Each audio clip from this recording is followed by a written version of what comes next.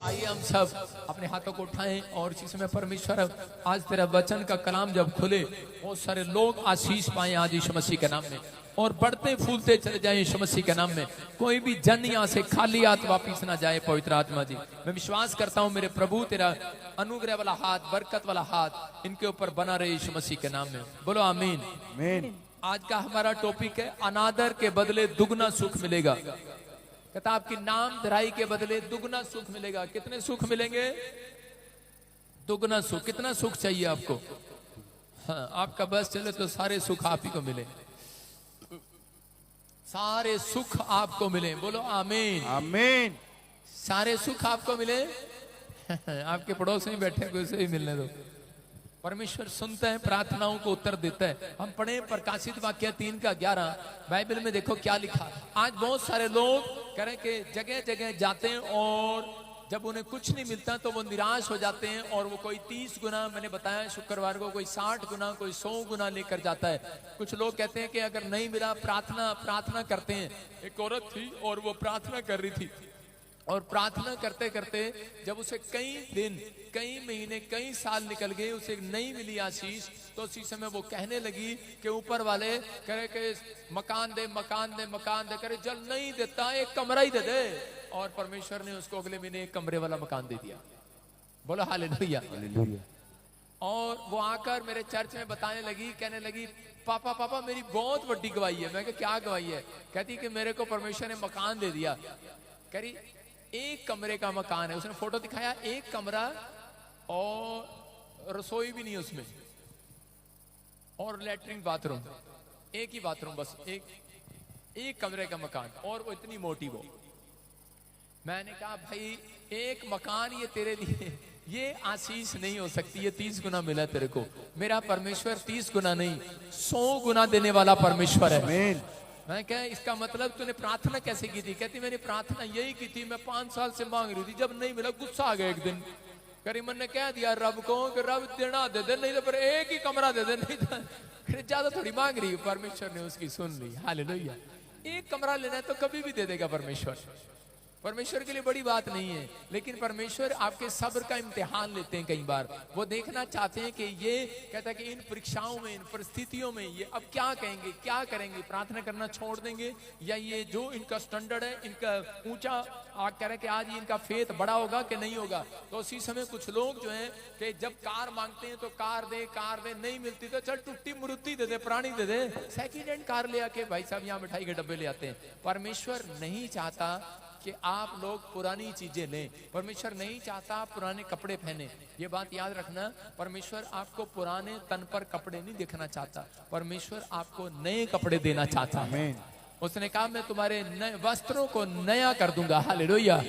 तो परमेश्वर चाहता है। उसने कहा कि जाओ तुम घर बनाओ। बाइबल में लिखा यशायाह की किताब में, तुम घर बनाओ और उसमें बारियां लगाओ और बस जाओ। परमेश्वर चाहता है कि आप घर बनाएं, तो लेकिन घर उसका बनेगा जो प्रार्थना करेगा, जो करे कि परमेश्वर पर विश्वास रखेगा, भरोसा रखेगा और टिका रहेगा। कह रहा कुछ मिले ना मिले लेकिन प्रार्थना कर रहा है, कुछ मिले ना मिले भरोसा रख रहा है। परमेश्वर कहता है ऐसे लोगों के जीवन में कहता है कि मैं अनादर के बदले दुगना सुख दूंगा यीशु मसीह के नाम में। जितना करे कि आपको दुख मिले, याद रखना ये भविष्यवाणी आपके लिए उससे कई गुना आपको सुख मिलने वाला यीशु मसीह के नाम में। कई गुना आशीष मिलने वाली है। आप तैयार हैं वो आशीष लेने के लिए? ये पवित्र आत्मा है। परमेश्वर ने कहा कि मैं घर दूंगा। ये याद रखना, परमेश्वर कभी किसी को 40 गज का मकान नहीं देकर खुश। परमेश्वर खुश नहीं होते 40 गज का मकान देकर। परमेश्वर आपको एक व्यक्ति कहता मैंने फ्लैट ले लिया, एक कमरे वाला मकान ले लिया। परमेश्वर ऐसे नहीं है। परमेश्वर आपको 500 गज का मकान देना चाहते हैं यीशु मसीह के नाम में। परमेश्वर आपके लिए बड़ा करना चाहते हैं, लेकिन वो बड़ा जब करते हैं जब आप बड़ा विश्वास करते हैं, बड़ा फेथ करते हैं। जब आप छोटा फेथ रखते हैं तो अगर आपको छोटा मिल गया तो उसमें भी आप संतुष्ट ना रहे। आप कहें परमेश्वर तेरा धन्यवाद, संतुष्ट रहे कि तेरा धन्यवाद हो, और उसके बाद कहें परमेश्वर मैं इससे भी एक दिन बड़े मकान में जाने वाला हूँ यीशु मसीह के नाम।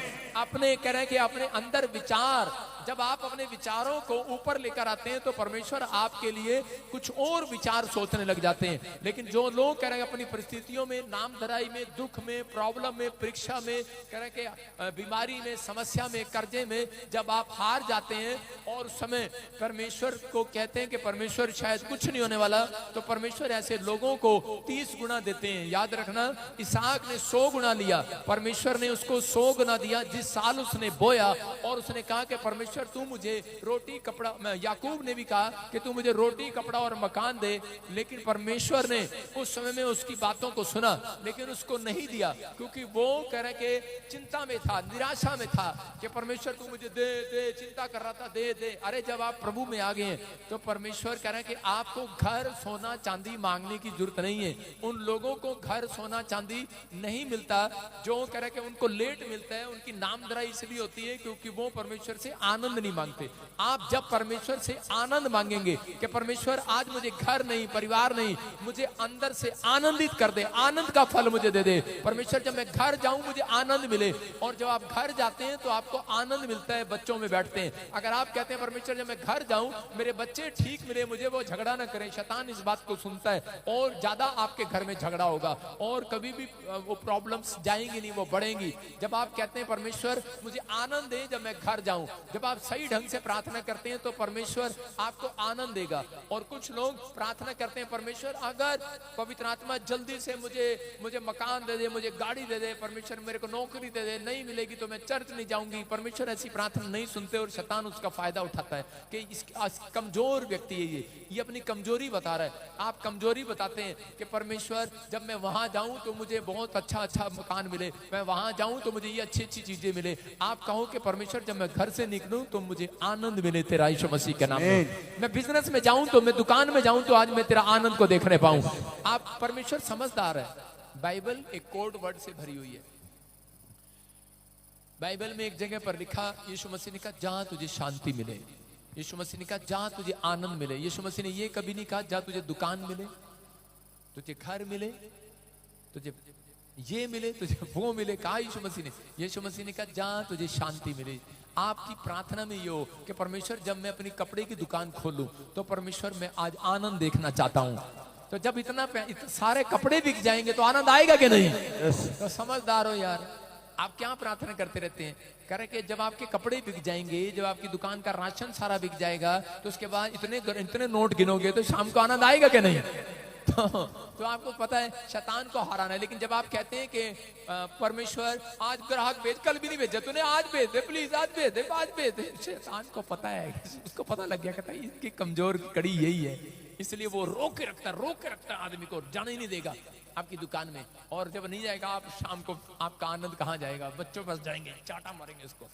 इसलिए आपको आनंद मांगना है। जब आप दिन में उठने से पहले, उठते ही आप परमेश्वर को कहेंगे परमेश्वर आनंद दे, मैं कह रहा हूं कि वो आपकी नामधराई के बदले, अनादर के बदले 100 गुना आनंद देगा यीशु मसीह का नाम में। 100 गुना आनंद चाहिए कि 30 गुना आनंद चाहिए? आज से आपके घर में आनंद की रात आएगी यीशु मसीह के नाम में।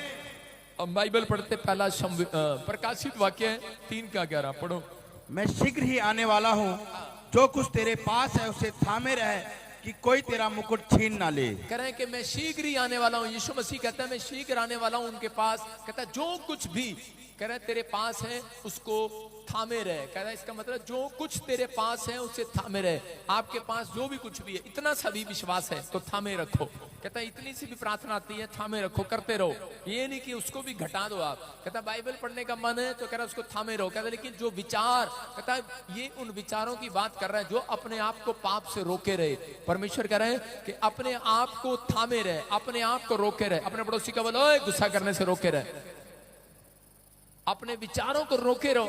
आप जब अपने आप को रोक कर रखते हैं तो कह रहा है कि तेरा मुकुट कोई छीन नहीं सकता। कोई शैतान भी कह रहा है, कोई माई का लाल नहीं है जो आपकी आशीषों को छीन ले आज रात यीशु मसीह के नाम में। आपकी आशीषों की लाइन लगी होगी इस हफ्ते में यीशु मसीह के नाम में। क्या आप तैयार हैं आशीष लेने के लिए? हाँ, दाऊद के बारे में पढ़ते हैं पहला शमूएल 3:6 में कि बाइबल बताती है कि दाऊद एक ईमानदार व्यक्ति था। हाँ, और और दाऊद बड़े संकट में पड़ा, हाँ। क्योंकि लोग अपने बेटे बेटियों के कारण बहुत शोकित होकर हाँ। उस पर पथराव करने की चर्चा कर रहे थे। परंतु दाऊद ने अपने परमेश्वर यहोवा को स्मरण करके हियाव बांधा। देखो दाऊद कौन है?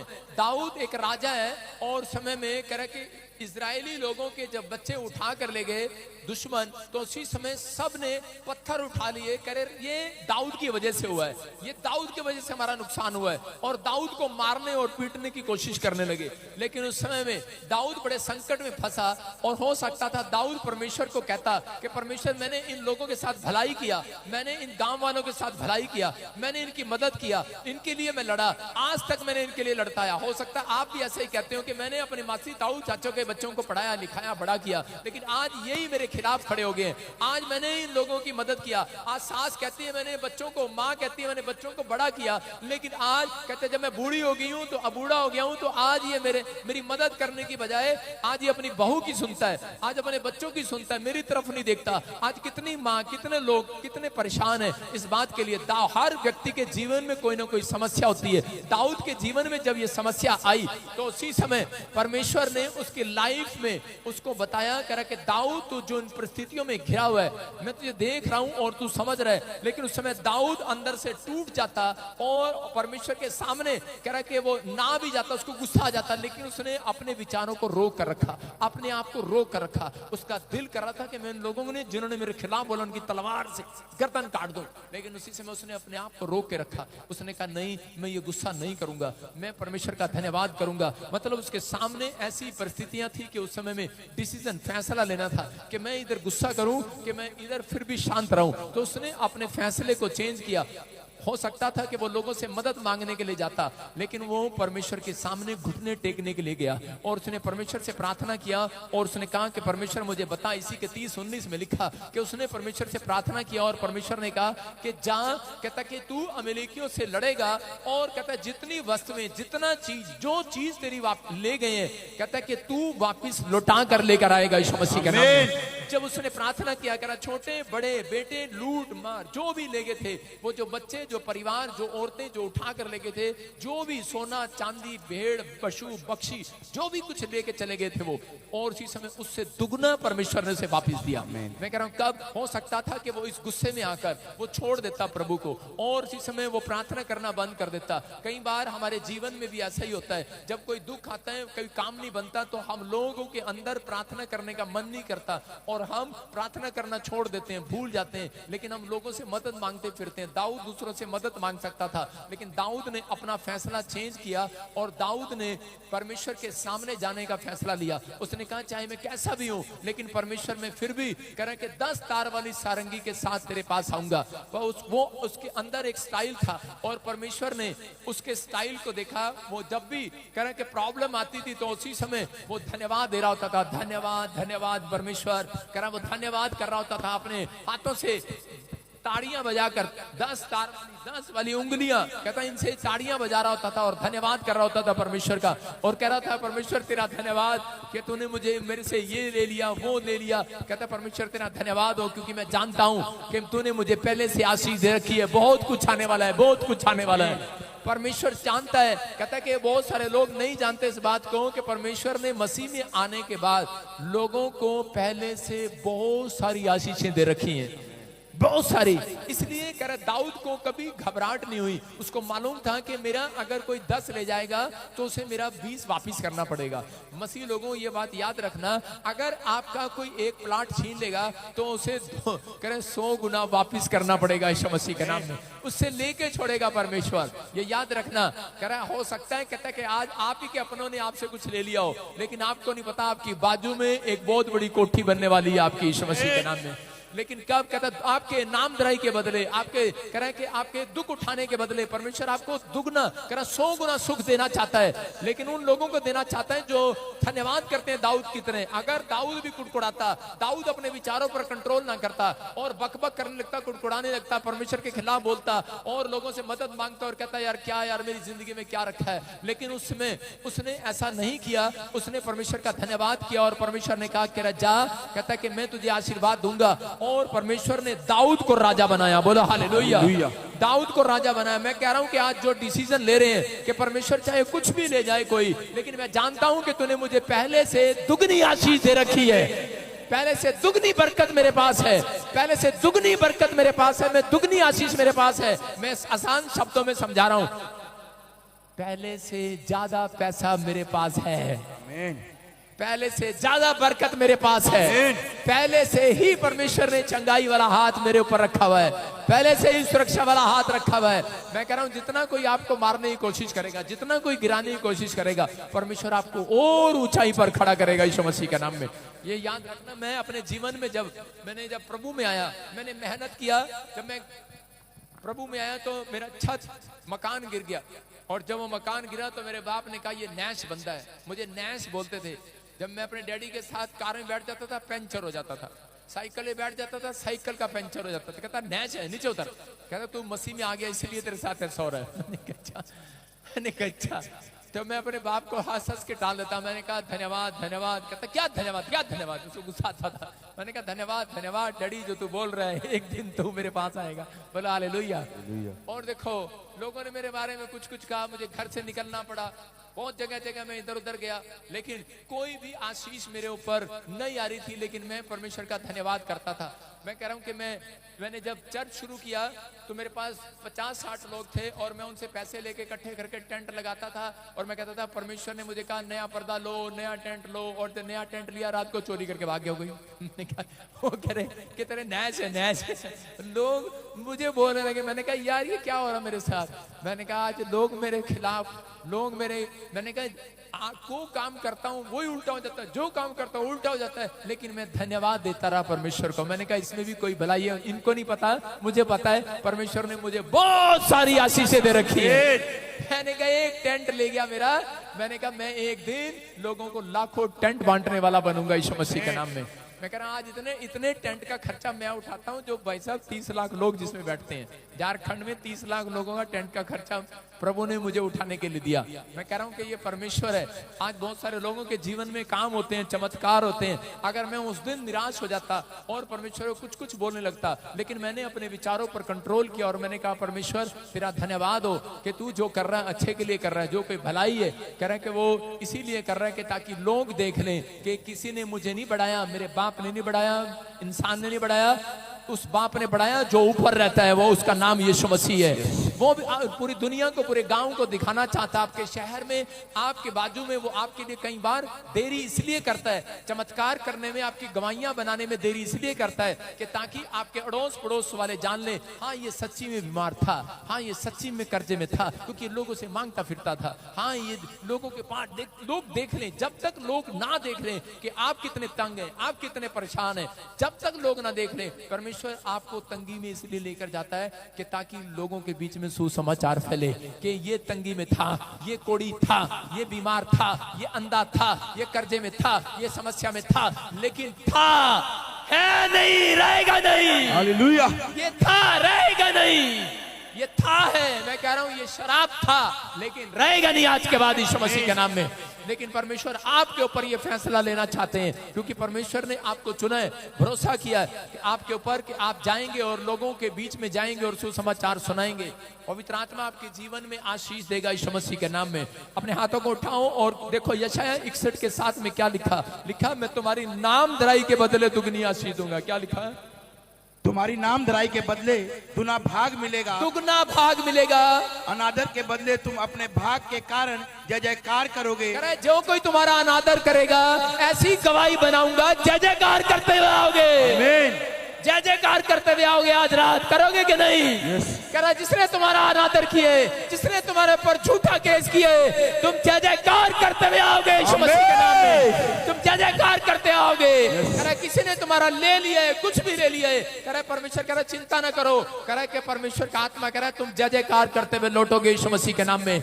जो पुराना है चला जाएगा, नया आएगा। परमेश्वर आपको पुराने में नहीं रहने देते। मसीह लोगों को पुराना जीवन में कहते हैं कि पुरानी बातों में नहीं रहने देते। परमेश्वर नया करना चाहते हैं, आपको पुरानी चीज नहीं रहने देते, नई नई आशीषें देना चाहते हैं। आज पवित्र आत्मा अपने लोगों को ब्लेसिंग देना चाहते हैं। अब्राहम के साथ बार बार ऐसा हो रहा था। अब्राहम के पास अब्राहम जब प्रभु में आया, और उसी समय जब अब्राहम चलता रहा तो उसकी पत्नी उसको कंप्लेंट करती रही, कहती कैसा आदमी है तू। सारा कहती रही कैसा आदमी है मुझे बता तो दे। कहते क्या हुआ? औरतों की शिकायत रहती है ये, सैलरी आई माँ को दे दी, सैलरी आई बाप को दे दी, सैलरी आई ताऊ को दे दी, सैलरी आई चाचे को दे दी। अपनी पत्नी के हाथ में तो रखता ही नहीं कभी कलमुआ। ऐसे बोलती हैं यूपी में। कई औरतें खुश हो रही है, पकड़ी गई। सामने नहीं कहती, उनको पता है कांग्रेस का हाथ छप जाएगा। पीछे से कहती हैं, अपनी सहेलियों कहती हैं, बाद में कहती हैं, अकेले में कहती है हमारे तो हाथ पे रखता ही नहीं, अपनी माँ को देता है। सारा इतनी परेशान होगी। अब्राहम के पास जो आता, कपड़े दे दो भाई, ले जा भाई, बकरी ले जा भाई, भेड़ ले जा भाई। लूत आया, कहता जमीन ये ले जा भाई, ये ले जा भाई। और उसने कई कुएं खोदे, जमीन को बंजर भूमि को उपजाऊ कर दिया। जो बंजर भूमि उपजाऊ हो जाती, जो कुआं पानी देने लगता, दुश्मन आकर ले लेते और वो कहता ले जा भाई। और इसी समय एक दिन सारा गुस्सा आ गया। सारा ने कहा क्या ले जा भाई, ये ले जा, ये भी ले जा, वो भी ले जा। कह रहे सारी दुनिया को खिला देगा क्या, हमारा क्या होगा? अब्राहम ने धीरे से समझाया उसको। अब्राहम ने कहा तुझे नहीं पता, कह रहा है आशीष कुएं में नहीं, अब्राहम के अंदर है। आशीष कुएं में नहीं, तेरे पति के अंदर है। आज मैं धीरे से आपको समझा रहा हूं। आपका किसी ने कुछ ले लिया है? आशीष कहता है कि कार में नहीं, घर में नहीं, झोटे में नहीं, बैल में नहीं, बच्चों में नहीं, कहता है आशीष आपके अंदर है। आमीन। आशीष आपके अंदर छिपी हुई है चर्च। कहता है आप निराश ना हो, आपका कुछ किसी ने ले लिया। उत्पत्ति 1:22 बोलता है, वहां पर क्लियर लिखा कि परमेश्वर ने कहा, हाँ पढ़े देखो, और परमेश्वर ने ये कह के उनको आशीष दी, ये कहकर आशीष दी, फूलो फलो और समुद्र के जल में भर जाओ, फूलो फलो समुद्र के जल में भर जाओ और पृथ्वी पर बढ़ते चले जाओ। इसका मतलब परमेश्वर का दास जो है अब्राहम जानता था कि हमें फूलने फलने के लिए बुलाया है। समुद्र के जल में भी हम चल सकते हैं, भर सकते हैं, जाओ पृथ्वी पर भी, पक्षी भी करा पक्षी पृथ्वी पर बढ़े।